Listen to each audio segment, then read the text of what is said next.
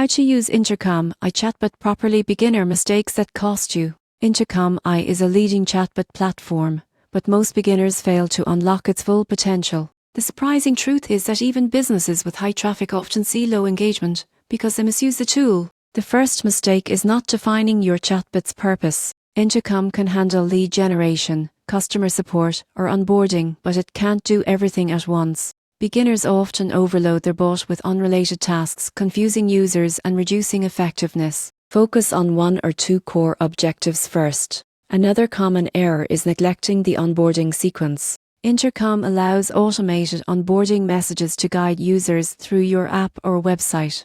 Beginners skip this, missing the chance to educate customers and reduce friction. For example, a simple sequence showing new users how to navigate key features can dramatically increase retention. Many users also underutilize personalization. Intercom can tailor responses based on user behavior, location, or past interactions. Generic messages feel impersonal and decrease engagement. For instance, greeting a returning user by name or referencing previous actions increases satisfaction and conversions. Ignoring integrations is another costly mistake. Intercom connects with CRMs, email platforms, and analytics tools. Without integration, data is siloed, and opportunities for automated follow-ups or insights are lost. Finally, beginners often forget to test and optimize. Intercom's reporting features show conversation performance drop-offs and response effectiveness. Regularly reviewing this data and adjusting scripts ensures continuous improvement and higher ROI.